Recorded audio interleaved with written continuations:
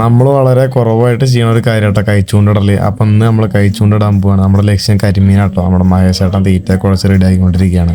ബാക്കി കുറച്ച് വന്ന പെലറ്റ് നമ്മൾ മീനുകൾക്ക് ആകർഷിക്കാൻ വേണ്ടി ഇട്ട് കൊടുക്കുക കേട്ടോ. ഇതാണ് നമ്മുടെ സ്പോട്ട്. നമ്മുടെ പുഴയിൽ തന്നെ ഒരു ഭാഗം കേട്ടോ, കുന്തിപ്പുഴയുടെ ഒരു ഭാഗത്ത് തന്നെയാണ്. ചൂണ്ട ഇട്ടപ്പോൾ തന്നെ നല്ല കൊത്തുണ്ടായിരുന്നു കേട്ടോ. നമുക്ക് ഫസ്റ്റ് മീൻ കിട്ടി. ഫസ്റ്റ് മീൻ തന്നെ പരലായിരുന്നു കേട്ടോ. ഇവിടെ കൊമ്പി എന്നൊക്കെ പറയും, തുപ്പലൊക്കെ തിന്നണ മീനാണ്. അത് വലിയ വലിപ്പമൊന്നും ഉണ്ടാവില്ല.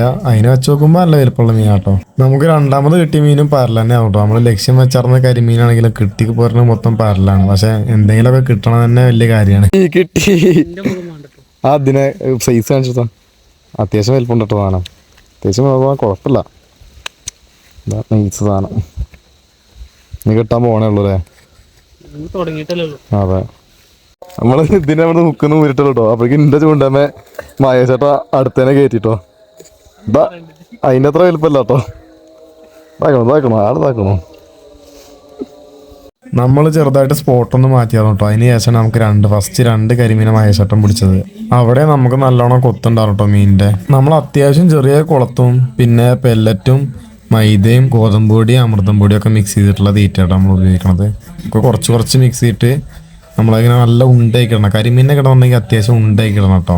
മീനിങ്ങനെ ആണ് വിഴുങ്ങുക ചെയ്യുക കരിമീനൊക്കെ. അപ്പോൾ അത്യാവശ്യം ഉണ്ടാക്കി ഇട്ടിട്ട് കൊത്തി കൊത്തി പതുക്കെ ഒരു വെളിച്ചെണ്ണ കൊണ്ടുപോകുമ്പോൾ നമ്മുടെ കുക്ക് കൊടുക്കട്ടെ ചെയ്യുക. അങ്ങനെ പോരും സാധനം. പൗളുക്ക് കല്ലേരി ഇതൊന്നും ചൂണ്ടൽ കിട്ടുന്ന സാധനം കേട്ടോ. നമുക്ക് ഒരു പൊരുക്കിനെ കിട്ടിട്ടോ. പൊരുക്ക്, അതെ. നമുക്കൊരു മിനിറ്റ്. ഇതാണ് പൊരുക്ക്. ഇത് നിങ്ങളുടെ അവിടെ എന്താ പറയുന്നത് കമൻ്റ് ഇടാം. ചിലവർ ഇതിനെ ചെമ്പല്ലി എന്നൊക്കെ അറിയാം അല്ലേ? ഇവിടെ ചെമ്പല്ലി എന്നറിയാം. മഹേഷേട്ടന് ചെമ്പല്ലി അല്ല പൊരുക്ക്.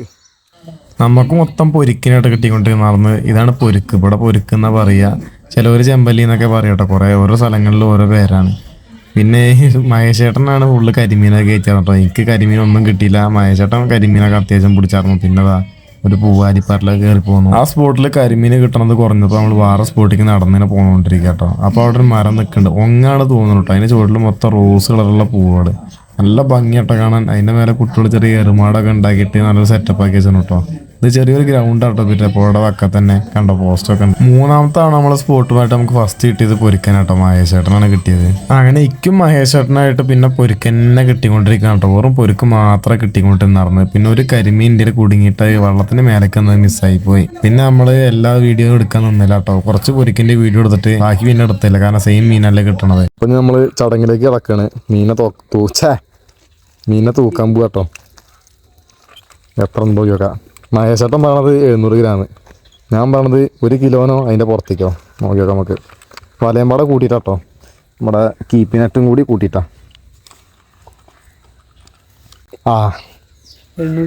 980. അപ്പോൾ പിന്നെ ഞാൻ പറഞ്ഞ തന്നെയാണ് ഏകദേശം കറക്റ്റ്. വല ഒരു 100 ഗ്രാം 150 ഗ്രാം ഉണ്ടാവും. അപ്പോൾ ഇത്രയുള്ള വീഡിയോ കേട്ടോ. അപ്പോൾ ആരും സബ്സ്ക്രൈബ് ചെയ്യാനും സപ്പോർട്ട് ചെയ്യാനും മറക്കണ്ട.